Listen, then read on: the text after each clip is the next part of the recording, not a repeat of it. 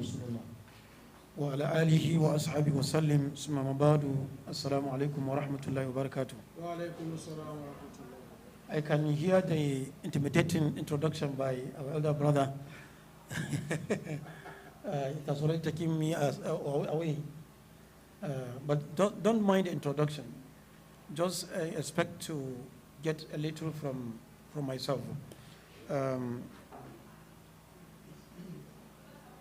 We are told in the academics that if you are invited to speak and you are not prepared, you better don't come. Don't say the information came to me late and that is why I'm saying what I'm going to say. But I just want to confirm to you that I'm supposed to be in Abuja now. Our brothers all are in Abuja now. I'm surprised why doctor is here in Kaduna. Maybe because of this one. It's supposed to be in Abuja too for a very important meeting, but we have to come back yesterday and join. Recording in progress. So, I tried the best I could to look at this, the theme, the political future of Nigeria, and the role of Muslim media. I've decided I tried to take us back a little bit and then emphasize at the end of my discussion what role can the media, the Muslim media, play vis-a-vis if you look at what other media are doing and how they succeeded in championing their agenda in keeping what they want to keep. So I don't know who is, let us start by looking at, forget about all this one is your own journey. I started with an introduction that the Prophet of Allah Muhammad, peace be upon him, said, if three people set out on a journey, they should appoint one of them their leader. I'm trying to bring a glance to what we mean by political leadership. This thing started right from the time of Rasulullah sallallahu alaihi wasallam. Even animals, when animals are moving carefully, you will see that they have a leader. The good example that we know even the Quran is the ants. They have leaders, talk about other animals, and then human beings. And human beings of high class are Muslims, who Allah has given them all the qualities, all the guidelines, all that they had in it. Allah has provided for them in the Quran and the Sunnah of Rasulullah sallallahu alaihi wasallam. So Prophet sallallahu alaihi wasallam insisted that whenever two people are moving, they should decide that they should clearly put someone to be their leader, because without leadership and followership, the ummah will derail, and if they derail, they wouldn't have where to go. The leaders must aim at moving closer to Allah and forbid the separation of state and religion. And this duty is to ensure good and forbid bad among the poor and the rich, the weak and the powerful. The essence of leadership in Islam, when we said there must be a leader, the essence is that leadership must enjoin good and forbid bad, amr bil ma'ruf wa nahy anil munkar. That is the essence of leadership in Islam. No more, no less. Ensuring that a good deed is being condoned and the bad thing is being strictly forbidden.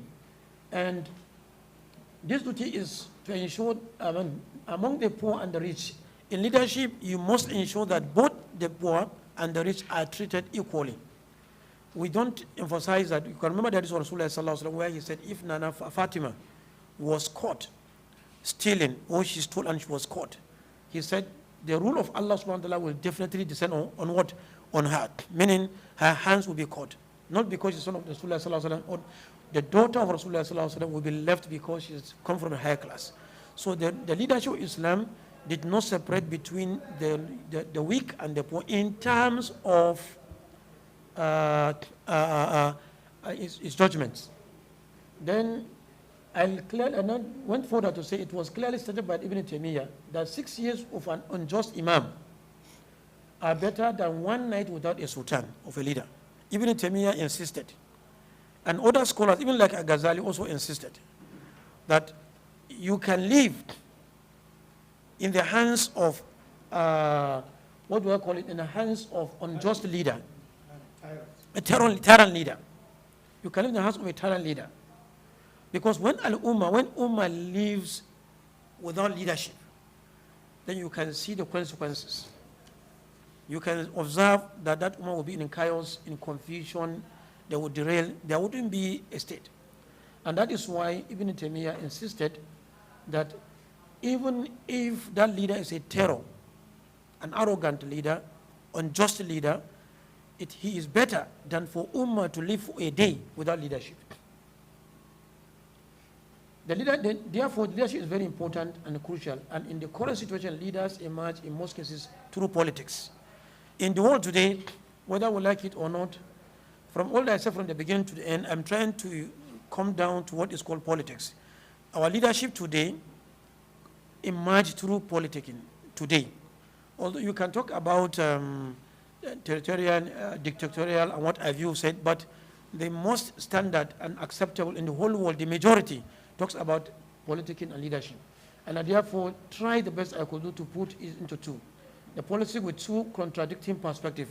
I didn't want to say two types of leadership, politics, but leadership, or politics. I decided to say politics with two contradicting perspectives.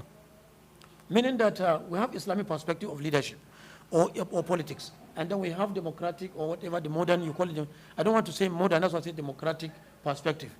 Let's go on.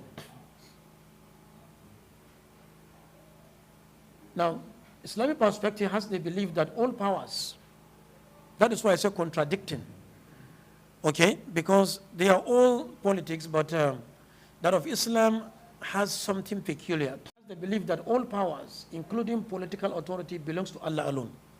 Meaning that whatever a leader will do, he's going to be controlled, he's going to be directed, he's going to be guided based on Allah's order and the teaching of Rasulullah sallallahu alaihi wasallam. The political leadership has to be conducted through shura. In the Islamic perspective, you will see that leaders come through shura. Okay? We have different way of selecting our leadership, but the most popular one is when you come through the shura and consultation in accordance with the dictates of Allah and His prophets. Guided by fear of Allah, morality, honesty, Islamic leadership, knowledge, etc., etc. The Islamic perspective of leadership is always guided by the fear of Allah subhanahu wa ta'ala. And that is why a leader, if you remember Rasulullah Umar bin Khattab radiallahu anhum, was we were told that one day he was on khutbah when he said to the people, fear Allah and listen to me. And somebody just keep up and said, we will not listen to you, we will not obey you, we will not listen to you. Why? You have to keep quiet and not listen. What is the problem? And the Sahaba of Rasulullah talked to him that we see you, so. All of you know the story. I don't want to take our time. Now he explained, and he listened to him. That is because what that Sahaba assumed was that the Umar bin Khattab radiallahu anhum contradicted what Allah and His Prophet sallallahu alaihi wasallam, guide them on. Okay? And that is why he has the right, the mouth and the guts to talk to him. So the fear of Allah is first in terms of Islamic leadership.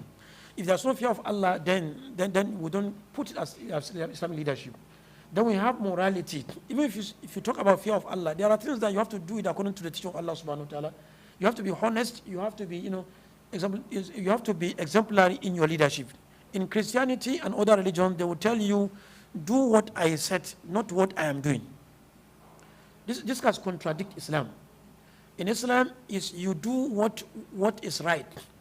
And see, you can also copy from your leader because he's doing the right thing. The leader will not separate between the right thing and between the verbal words and the practical words and things. Whatever the leader will do verbally, he has to put it also in action. Whatever he will command people to do practically, he has to also do it action. You can't just say, listen to me, Allah said we should do this, but don't mind if you see me not doing it, don't worry. Just go and be doing me. That doesn't mean, that is not Islamic leadership or exemplary leadership. And then accountability in the real sense. Then, like I give an example in the mosque of Umar bin Khattab, where he was talking and somebody said, no, please, we will not listen to you because you want him to give account of what he's doing, what he has done. Okay? So in Islam, one of the perspective is that you have to be accountable, transparent, just, honest, okay, to whatever you are doing as a leader. And then, of course, when I talk about knowledge, I am not saying the leader must be knowledgeable than any other person. But at least he has to have what we call working knowledge. Working knowledge means you have something that will guide you to do the right thing. And of course, you have also people close to you that will talk about shura, who will assist you, in terms of adjudication or whatever you are going to do.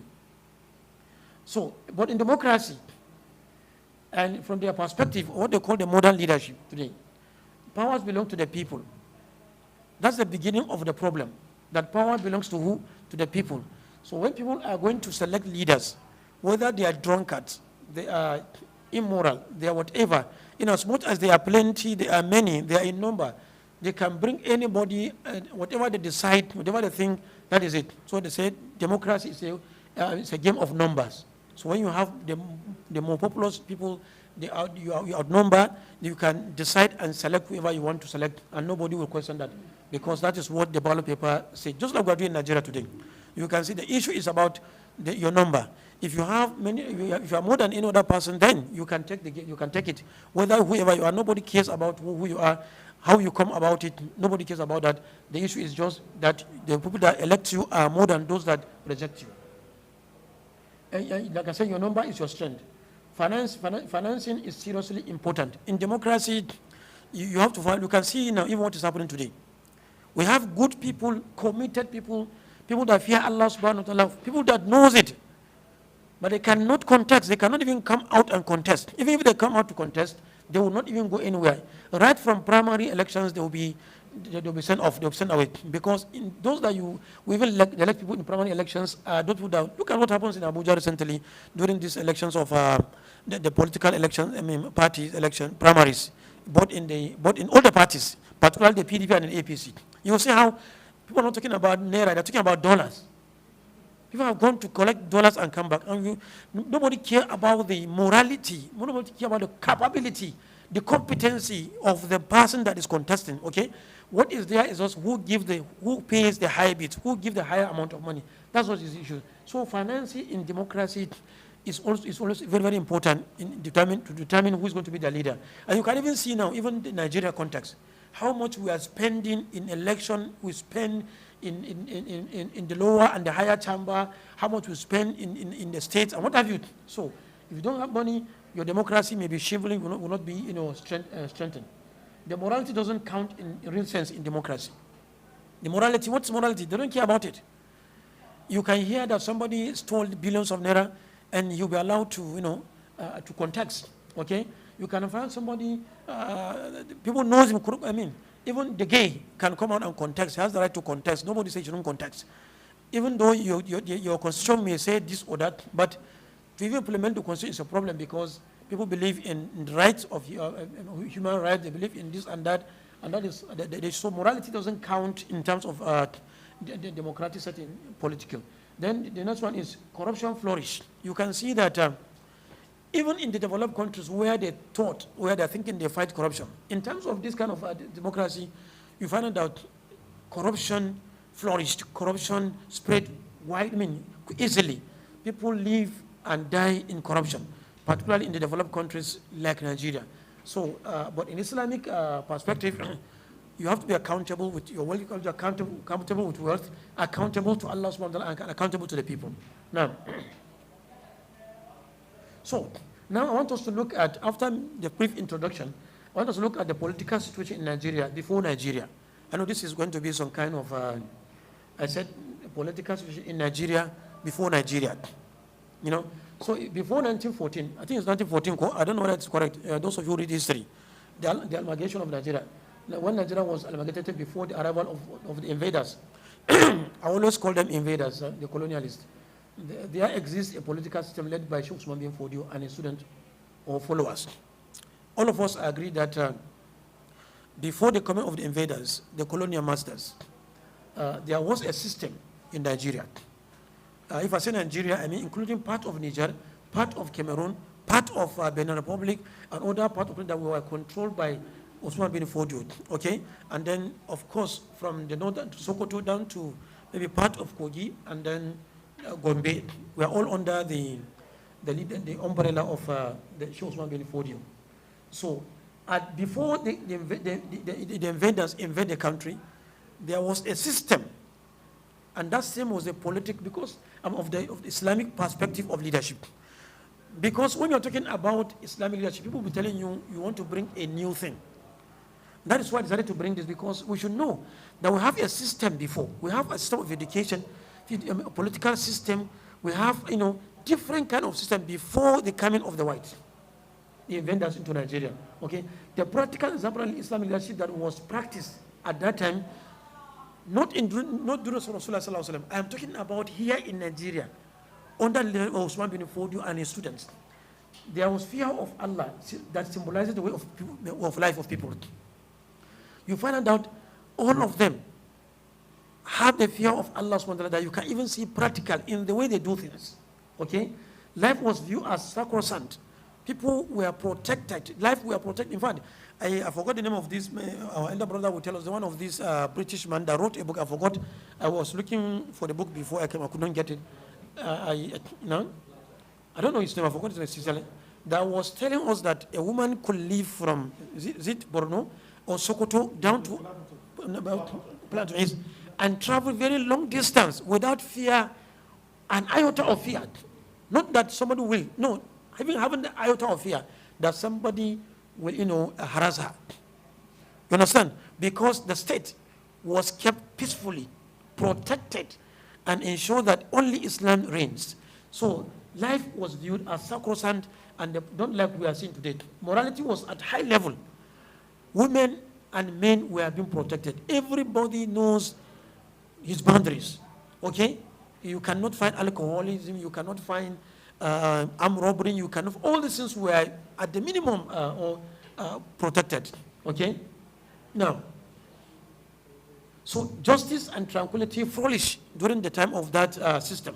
Okay? When Shehu Usman bin Fodio or his son Muhammad Bello and others that led this country at that time ensure justice, ensure tranquility, and ensure accountability, commitment, piety were prioritized as the qualities of leadership. There was no time you will see that a man that is of questionable character was allowed to lead people, because leadership was being selected by sensible people, by people that of great high repute and knowledge. It was reported that as a result of the above, a woman, as I said, could be seen traveling along from Borno to Sokoto without an escort. This is very important. An escort or no there to harass her. So this was the kind of leadership that was seen during the Islamic aspect of leadership in this country before the coming of the invaders. Now,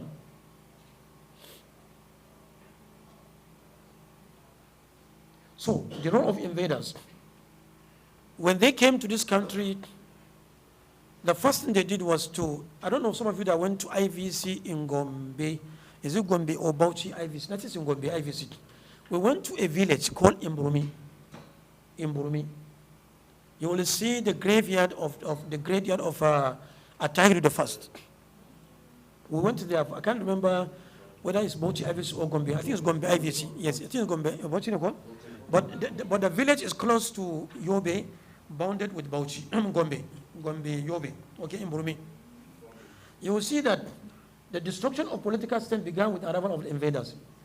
A system not known to our society was introduced. And anyone there to counter it is either killed, imprisoned, or dethroned, sanctioned and banished in the case of emirs. When they came, at the time they arrived, the emir Atahiru the First refused to surrender, to give himself to the invaders. And therefore he traveled, he migrated to, his intention was to go to Mecca. But when he reached Imburumi, he camped in Burmi, trying to, organize himself to march forward. But the invaders collaborated and sent signals to all emirs and chiefs that whoever refused to, tell them where or seize Sultan Atahiru and refused to inform them will be sanctioned. Okay? And they have to, Emir of Umar, may Allah forgive him, has to, clearly inform them that Emir Atahiru, Sultan Atahiru is in Burmi. And they went there, they fought, and the two commanders died. Tahiru have Shahada, and Jones, who I forgot his name, also was killed there. Also their graves. And one day I went there, surprisingly, the two of the descendants of these two people were there together. I think in 2002 or 3. I was in Burumi because I took some people to Burumi, and I went there and I saw the grandchildren of, I think it's called Smith also, I forgot his name, the commander of the bunch that was there. And then also the grandchildren of Sultan Tairu, who some of them came from from Sudan, also met together. And I was just watching to see the reactions. Unfortunately, they went and greet and even hugged themselves. I said, you don't know what your parents went through. So, when they came, they had to, start destroying the system. Some of us will not understand because there was what they told us in school, that what they call indirect rule. And I think I spoke about indirect rule inside. This indirect rule was, to my understanding, was made to belittle the emirs. Because the emirs were given directives. And they will not in turn direct their followers. So their followers are seeing them as people who are not serious, who are not God-fearing, not the invaders. You understand? You get the point? Because the invaders wouldn't come out clearly and say, do this. No, they used to go through who? Through the emirs. So the destruction of Nigerian political system began with arrival of the invaders. A system not known to us, it was introduced. You see them, women in their hijab are now no longer in hijab. They used to put their own skirts and come out, drink alcohol. They allow whoever is caught stealing his son will not be caught, even if it is all beyond reasonable doubt. I mean, anything that Islam forbids was indirectly allowed to flourish during their invasion. And then here also, nobody has the right to even go against them. There were some emirs that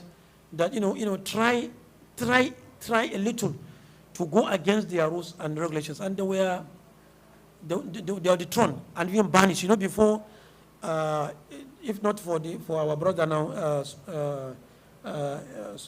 His Royal Highness Sunusi Lamido Sunusi, who even challenged. Okay, even other brother, the emir of Gondu, and then of recently now the emir of Kano, the 18th emir of Kano, 16th emir of Kano, who Alhamdulillah challenged.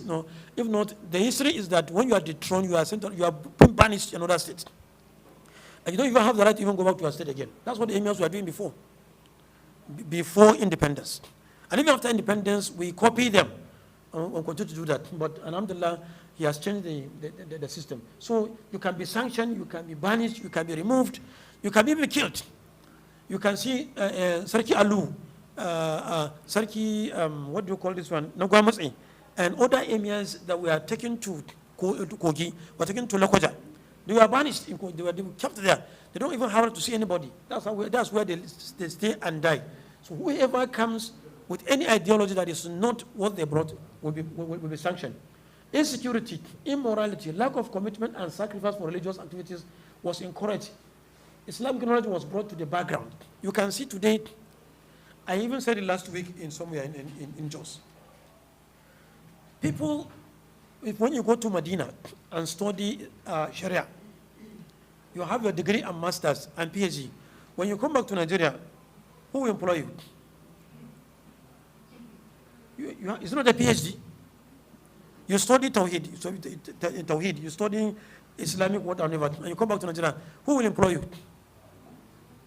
That's why you see most of our elder brothers, our brothers who are now graduates in Medina, graduates with master's degrees and PhD, they end up only, patronizing mosques. Okay? Nobody sees the certificate as being part of, in fact, sometimes they don't even allow even to contest for leadership. I have seen somebody with his high Islam that people were castigating, why must you come and contest for a councillor? Because he didn't go to secondary school. It's only high Islam he has. So the Islamic knowledge is being brought to background. The Islamic scholars themselves are relegated to the background. Today, the man with the knowledge of fiqh, the man who they memorize the Quran, that memorize 1,000 hadiths or 10,000 hadiths of head, is not regarded in terms of this leadership system. It's only you and me that will regard him as somebody who knows Allah, somebody who can teach you Islam. But the government of the day doesn't recognize him. The system does not recognize him as somebody who is intellectual, somebody who can contribute to the development of the country. Okay? So, people of immoral standards were made emirs later, because those that were against the invaders were now removed or dethroned, and then those that will support them or abide by their rules and regulations were now imposed as emirs. So as long as they will adhere strictly to their dictates of invaders, the emirs were made to look stupid. I'm sorry, I wanted to change this word, but I feel I should leave it. The emirs were made to look stupid and wicked through the indirect rules until 1960, when Nigeria was declared to be independent. I say claim because I am not yet certified that we are independent. Okay? Yeah. And I will tell you why I say this later. So politics in the post-independence. When the invaders decided to say we are independent, Nigeria at that time was about to go back to the status quo through the good people that we have with Islamic leadership. That is the Sardauna, Tafawa Balewa, and the co. Islamic leadership was revived. Was revived. You can see the sign of fear of Allah in them. You can see commitment in them. You can see trustworthiness in them. You can see them, talking about work and worship. Okay? Now we don't talk about work and worship. We talk about only working. Not talking about worship. About a month ago, we saw in social media where somebody went to the mosque and he or he was sanctioned. And worship, it's only work. Just work and work. Don't worship wherever you are. So, people-centered leadership was observed. You will see, look at what Sardauna did when Nigeria became independent. Look at ABU. Look at NDA. Look at this Kaduna Polytechnic. Look at industries, all these textile and what have you industries in Kaduna and Kano and Funtua. All these things were done within a few years, not more than 6 years, of course. Were just completed. But today, you can't find that. There was fear of Allah subhanahu wa ta'ala. When Sardauna died, I think, like what I heard from Usman Farouk, Commissioner of Police, or IG, one-time governor of Sokoto State, that is North Central, is in Northwest, Umar Farouk, Sokoto. I heard from him that when Sardauna died, his own account has been debited. What do you call it? What was it? There is a debt. There's debt on him. When Sardauna died, it's known that he has some money in the account. Like me and you, we want to see when we die, we have a higher amount in our account. Like we always pray to do it. When Sardauna died, there was a red line, meaning that when the money comes into the account, they will remove the debt before his salary, if it remains, will be given to him. It was at that time he died. And because, why? He said it was because whenever somebody comes to complain, he will say, go, they should give you this money. They should credit to my account. The poor, the needy, all were being assisted with his own personal money, not government money. As a governor or as a president of government, when somebody comes, you can just use the government money and set it. But he was what? Using his own personal money, giving people check to go and collect money in his own name. So it's been reduced from his own account. By the time they pay him salary, they will remove all the amount, and then the remnants will not be what he's going to use. And of course, there's transparency during their time. Now, this crop of people could not last as they were politically killed with the support of the invaders. I do not agree that the invaders were Chuku Meka or Zogu, what do you call him, of Kaduna? What do you call that man of Kaduna? Kaduna Zegu. I do not believe. My belief is that because of the success that Sardauna and co were achieving, so the hypocrisy of the invaders had to, ignite or encourage or whatever we call it, these guys to now kill Sardauna and his so-called. And that is where the problem of Nigeria began. Now, on the military phenomenon, 1999, there was a mix of corruption and little accountability. When they killed Sardauna, what's his name? Ironsi took over. Later, Gawan, there was a war. Later, Gawan, later Murtala, Obasanjo, Shagari, then Buhari, Babangida, and so. If you look at the military at that time, you will see a lot of, why I say mix of corruption and little accountability. Some of them, sincerely speaking, like Murtala, even though he didn't stay a very long time, but the history shows that he was accountable. He has done something that you can attach him to accountability. Okay? And even for Gawan, I heard from the current president one day while he was delivering a lecture in Kaduna here. He told us that there was a time when he was the president and commander-in-chief of the Armed Forces of Nigeria. What's his name? Yakubu Gawan came to him and was begging him to assist him to get money to eat with his family in London, where he was staying at that time. So, and he was asking if somebody who served for 9 years, am I correct, 9 years? Somebody who served for 9 years, in the current Nigerian situation, do you foresee a president that will serve for 9 years and will be asking for money to take care of himself and pay school fees? Do you foresee this in Nigeria, in the current situation of Nigeria? But Yakubu Gawan served Nigeria for 9 years, and he came back during Muhammad Buhari as a military head of state, asking him for money to take care of himself and his family and pay school fees. So that would tell you it's either he did not take it much, or he completely has not even taken anything. He might have taken it, has finished. Okay? Or he has not even taken completely. So these are kind of people we have in General Yakubu Gawan. Then Murtala took over. Murtala, when he took over, we were told and we read that he has to surrender all that he has, and also direct other people to also surrender what they have. You can see kind of sense of accountability and fear of Allah subhanahu wa ta'ala. Now, the invaders' influence, if they still, even as I'm talking to you today, you can see shamefully, our leaders will always go to Chand House. What do you call that house? Chatham House. Chatham House. They will go to Chatham House and tell the world what they are going to do for Nigerians. They don't even care to tell us what they want to do for us. It's for them going to Chatham House to go and tell them what to do for Nigerians. And that is where they said, I don't know where, that's where they are saying that they decide who become Nigerian president. Okay? So, and then this system, during the military, you find out that, so what I'm trying to say here is that invaders' influence also look at, sometimes you find out that the coup that will be done in Nigeria is planned not in Nigeria. It has an influence of the invaders. Because sometimes if they don't agree with it, it will fail. You can see in Niger, you can see in all African countries that they had recent coup. You can see a sign of influence from either France or England or whatever.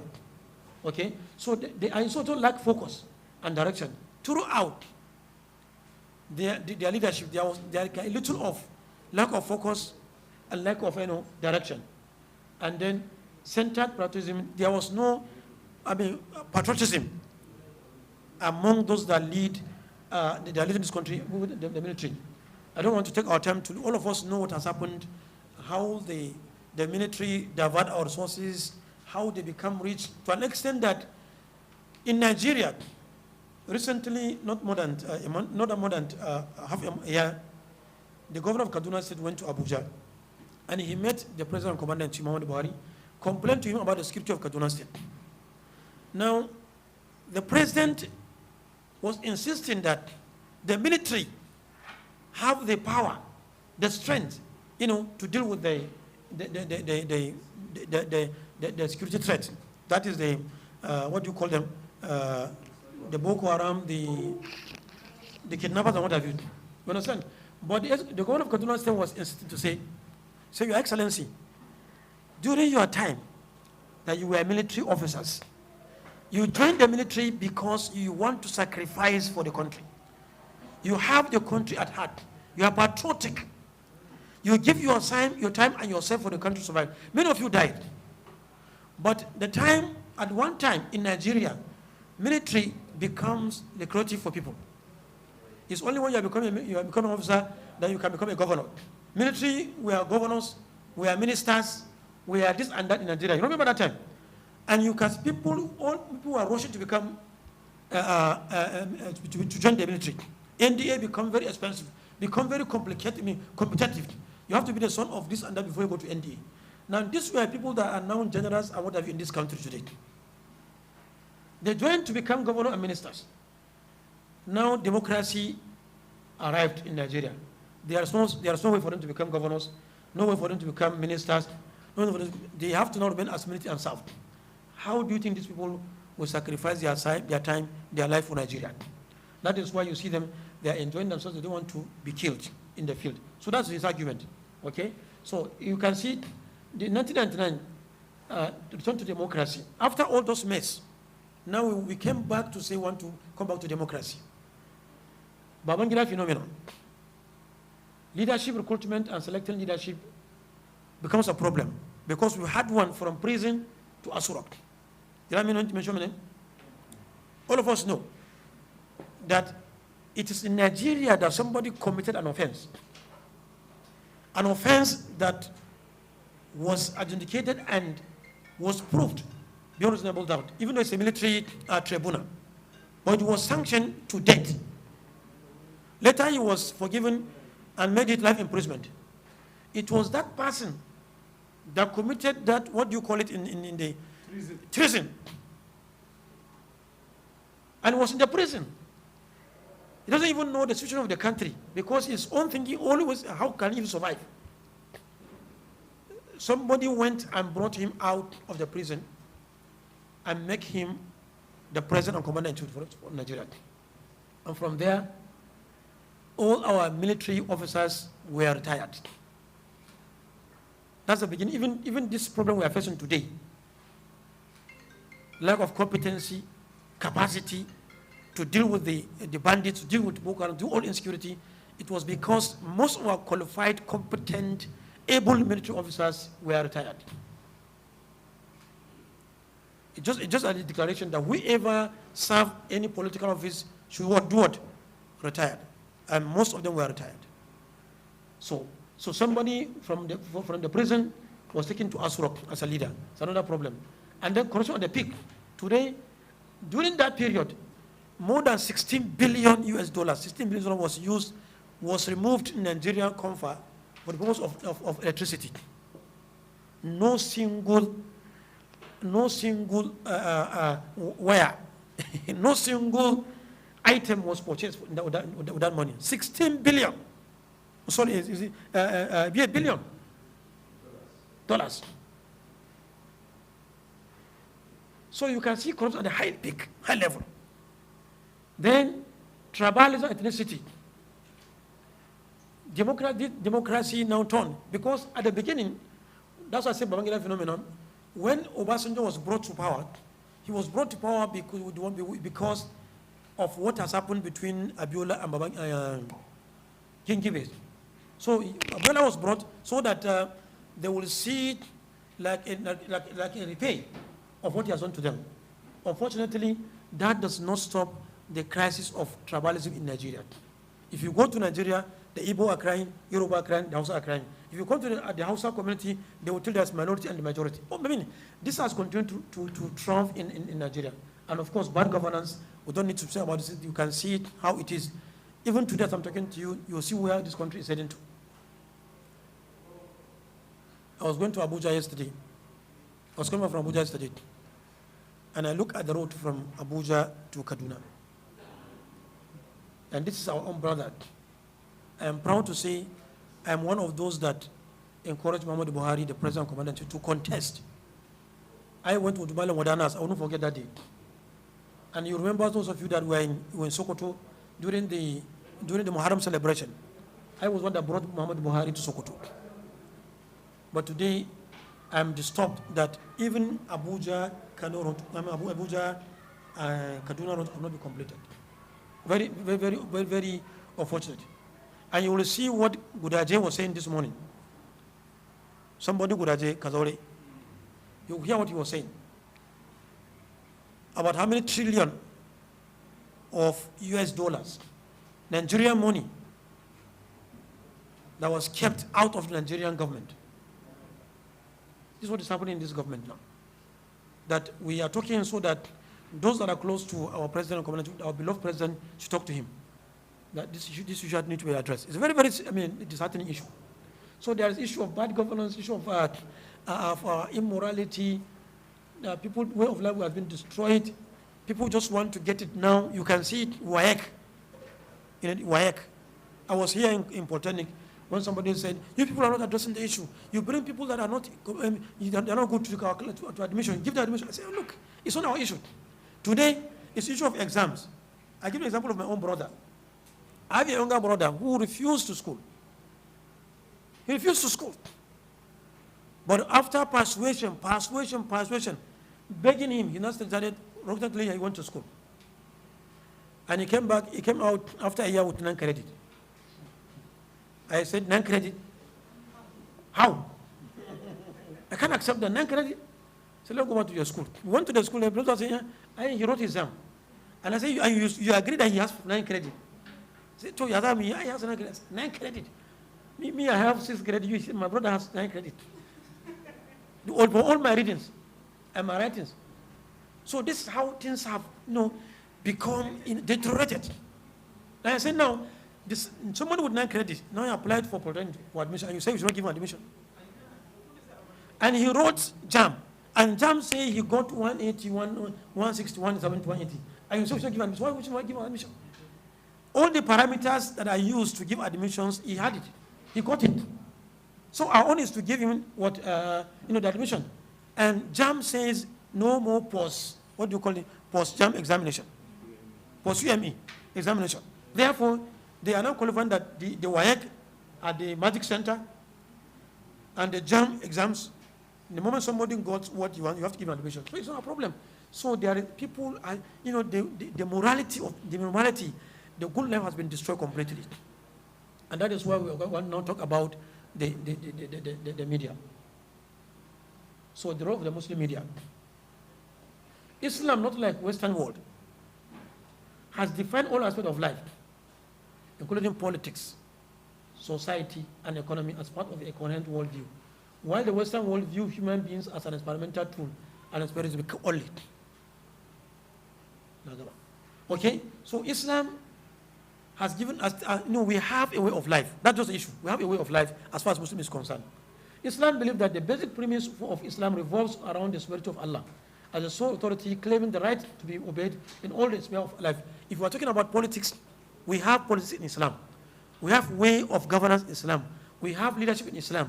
So you don't have any other way of doing anything except that you come back to what Allah SWT taught you. And that is the only way that you can be salvaged. Okay?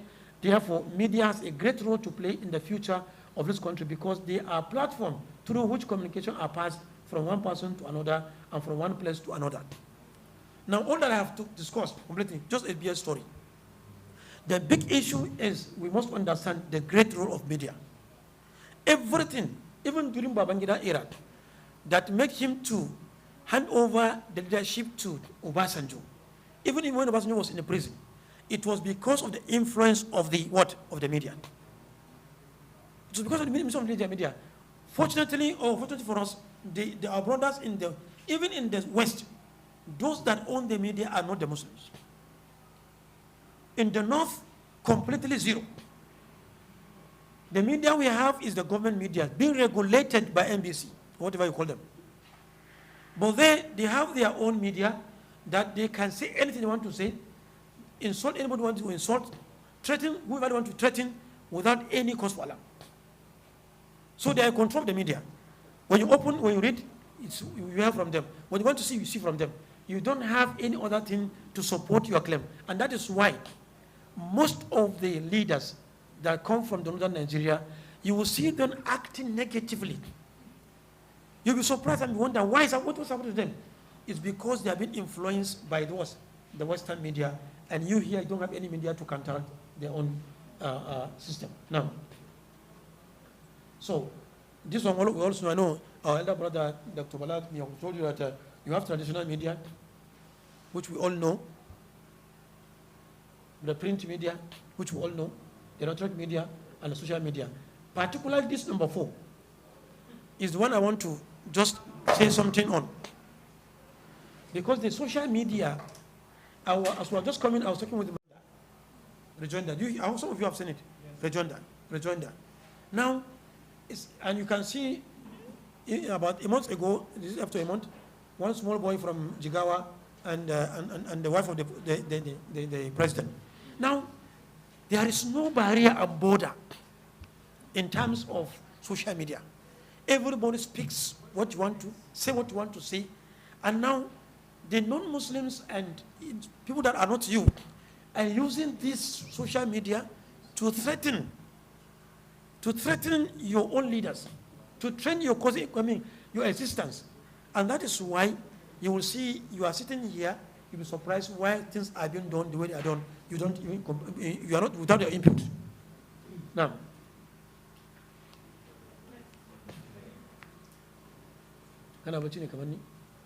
now political future and the role of media. The Muslims media must begin to create awareness among masses before, during, and after elections to ensure only credible individuals vie for public office. We must start to, you don't just to wait. You are talking about Islam. You are talking about credible people. And you are the people that will talk about credible individuals. But unfortunately, even in your constituency, people with fake results are contesting, are coming out to contest. People with immorality, people that you know that they are not even good. Corrupt people are coming to contest and nothing happens to them. In fact, you are even encouraging them. It's you that you are even shouting to support them. So, one of the greatest role I think the Muslim media will do is to begins to create awareness towards morality, competency, capability, whatever good is the Amr Maruf wa Nahy Munkar. That's what we're supposed to do.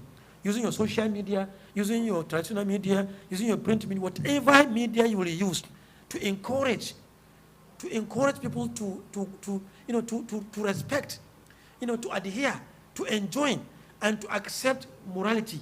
This is what I think the first thing you have to do.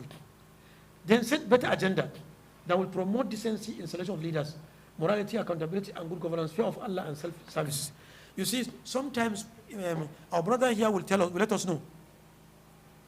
Most time, media are those that set agenda. If they want something to happen, they will continue to hammer on it every day, morning, afternoon, and night. Morning, afternoon, night. You must, in fact, through propaganda, the wrong is made to be right, and the right is turned to be wrong. But unfortunately for us, I don't know whether we are afraid or we don't have the capacity or whatever, I don't know. We now succumb and leave ourselves under their control. So for us as Muslims, we need to even know where we are going, what do we want to do, where do we want to achieve. And that could be better said through media.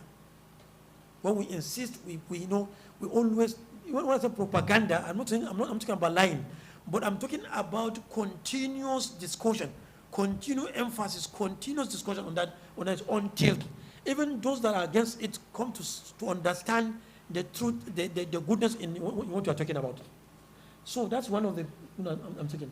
And then expose questionable candidates, criminals, corrupt individuals, and deny them the freedom to contest for any political office. You can see it doesn't happen in the north. It's only one time that we saw one of the Senate, one of what we call the Speaker of the House of Reps. I think during 2003, we have a speaker who was, at that time it was actually being told all over the world that there's one university in America. What do you call that university? Toronto. It was only that time, and even those that are exposed were not even some were not even from the north. You understand what I'm saying? But we have many Torontos in Nigeria today. We have many of them today.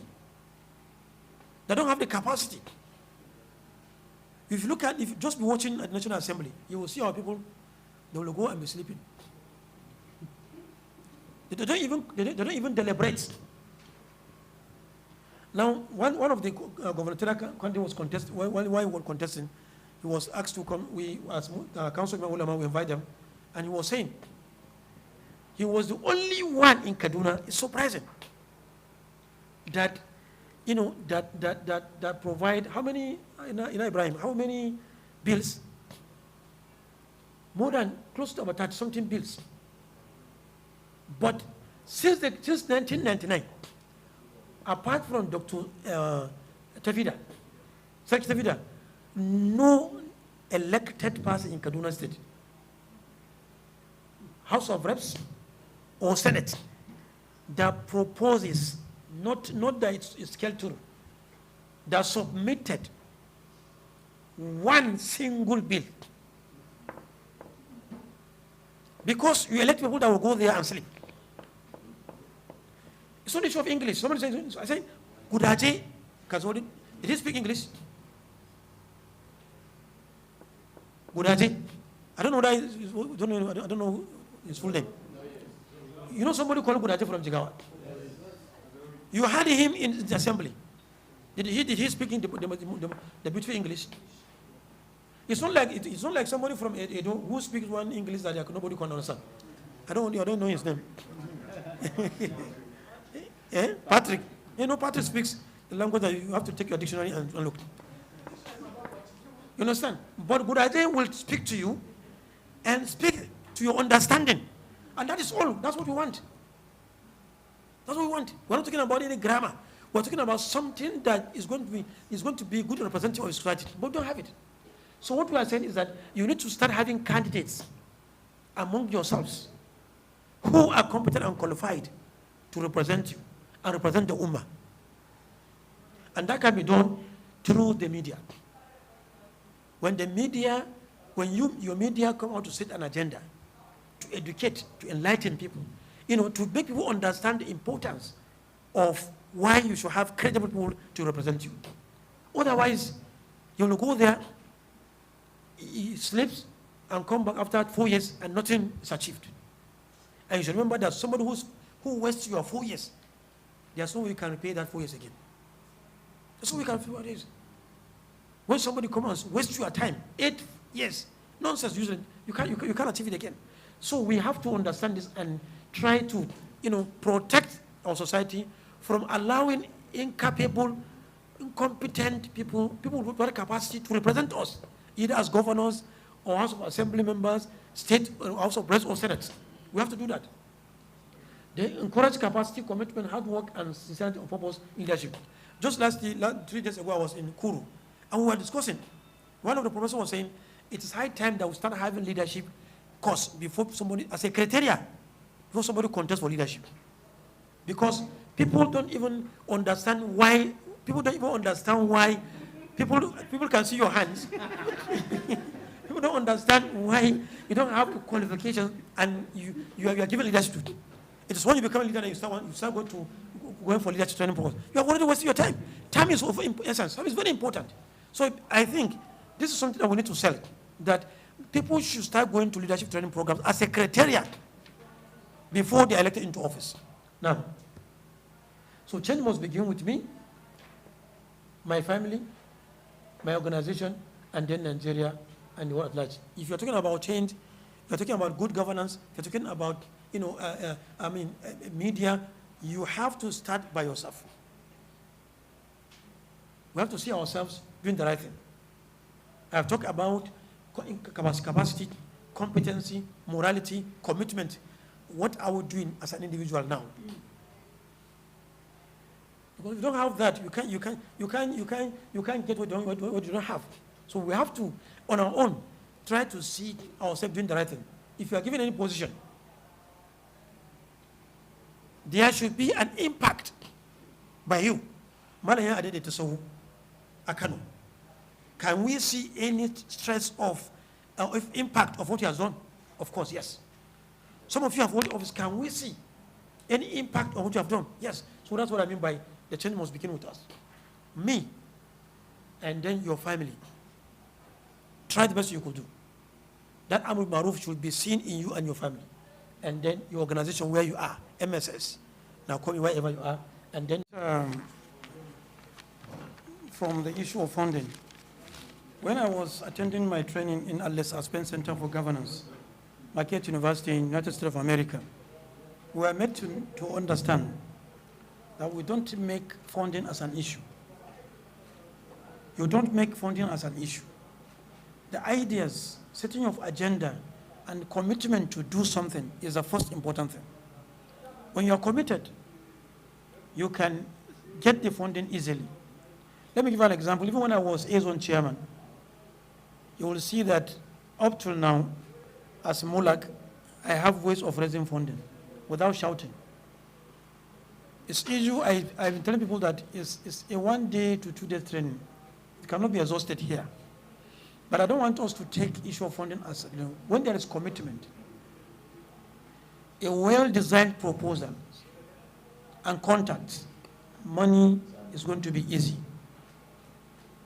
So let us understand how to make proposals, how to raise funds, then we can easily get funding. No one will tell you one straight way of getting money. We have tried many by asking MSF members to bring 10 kobo. We have tried many by contacting our elder brothers.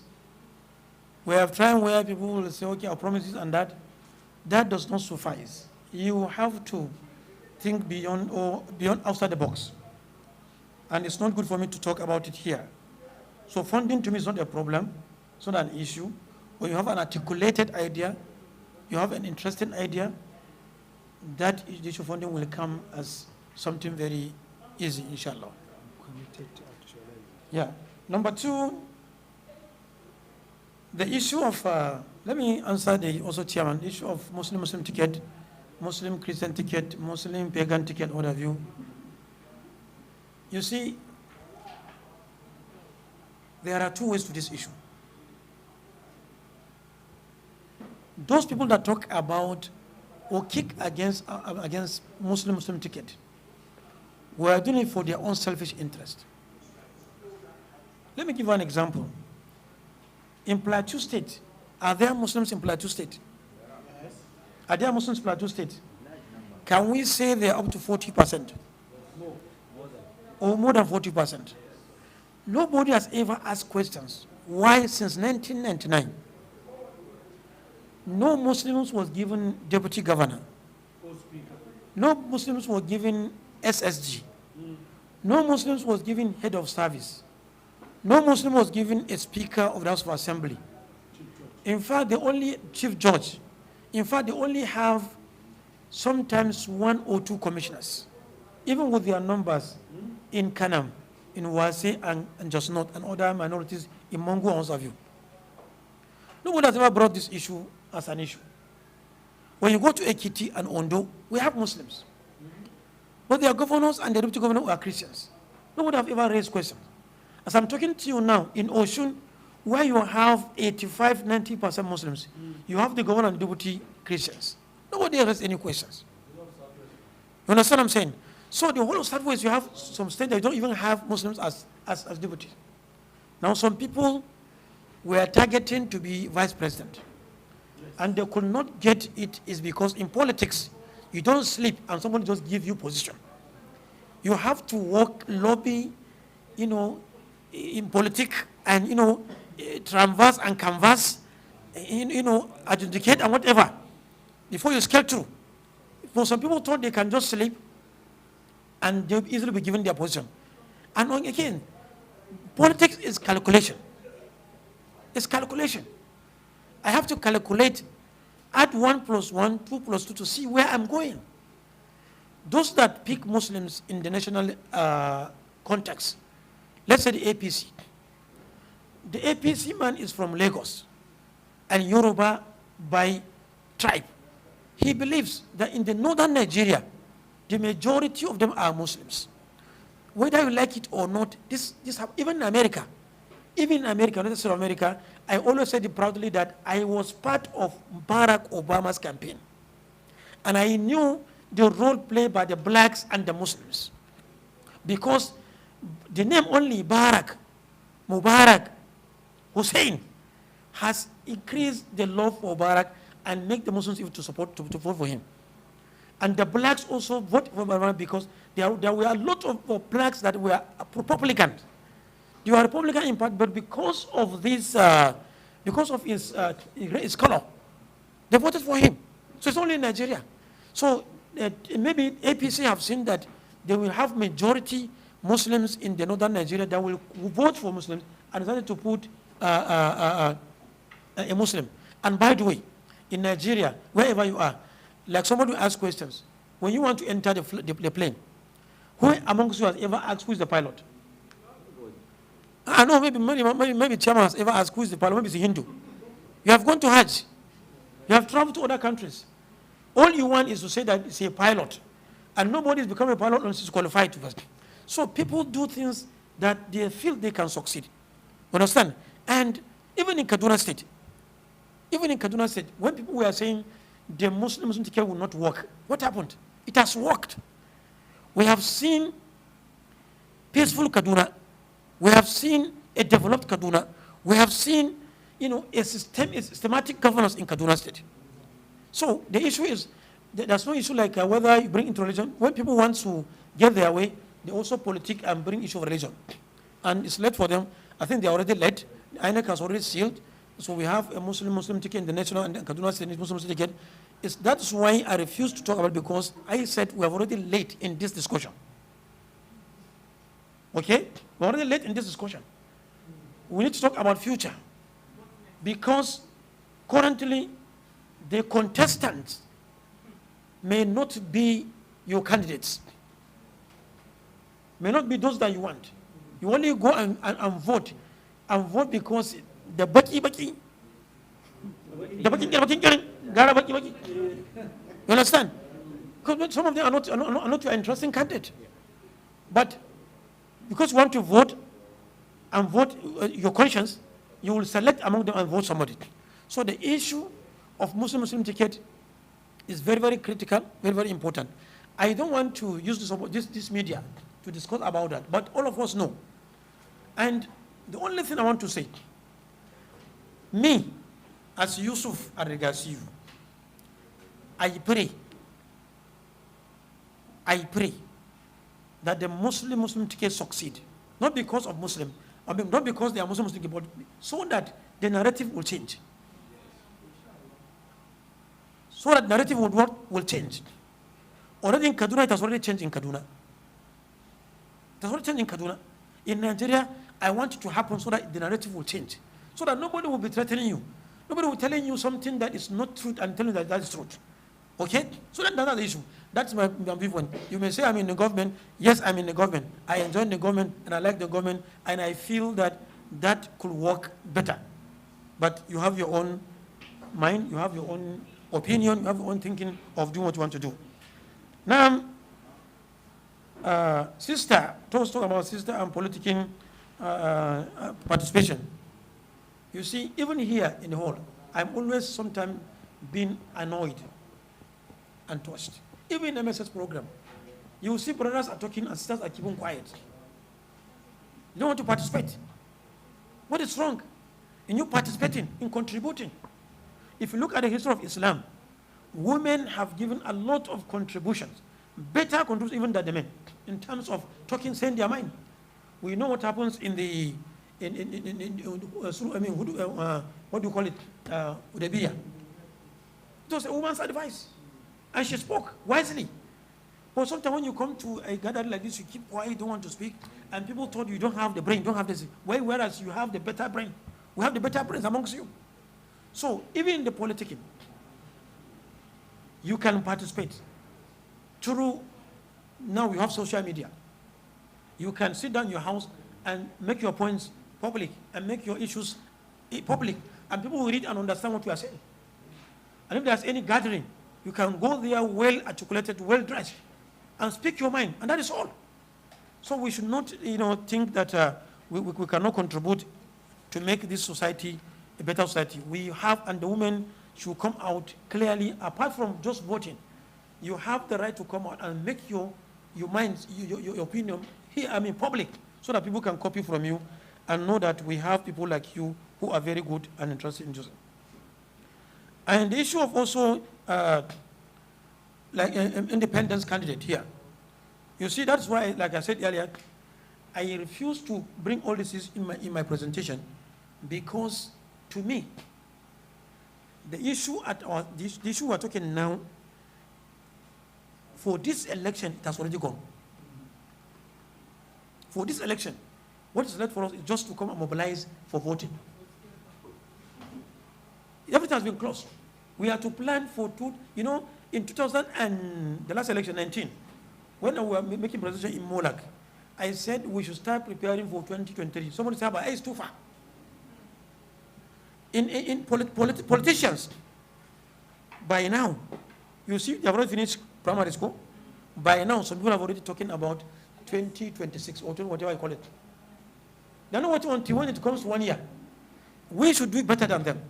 Our thinking should go beyond now. We should start talking about the next election. How do we do?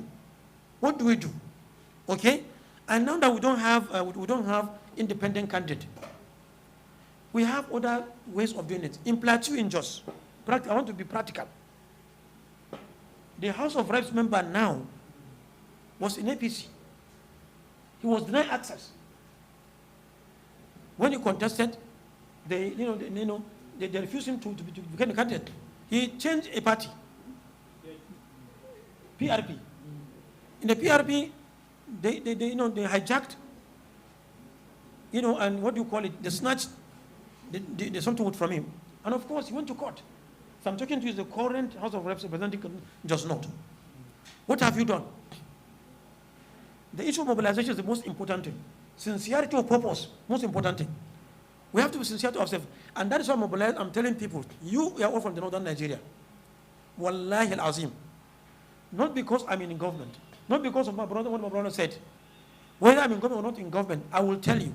In fact, what I did in 1999 when I was in government is better than now.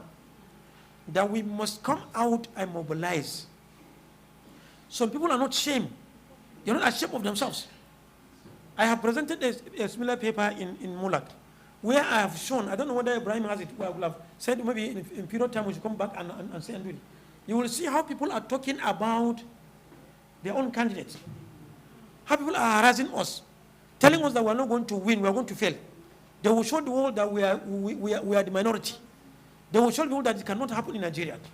Even with this, you can respond to these people that, look, we are not minority in Nigeria. We agree that when we should give to another, whether Muslim or not Muslim. But nobody should threaten us. Nobody should threaten that is going to show us that he's so. And then we keep quiet. They come up publicly and talking. I have the clips here. I have more than 5 of them speaking in the worshiping center, which is even against the INEC rules and regulations in terms of campaign. But they did that. So it's not the issue of whether Muslim, whether we are Muslim or not Muslim. What we want is justice, tranquility, transparency, and accountability in governance. That's what we want in governance. That's what we want in politics. So I'm enjoying ourselves to ensure that we mobilize people to come out and vote in according to their conscience. My conscience is, you know it. So I think like I've already answered most of the questions that I wrote. I don't know if there's anyone that I didn't answer. Please, you can. So maybe she will remember. Yes, inshallah. Thank you, Manager.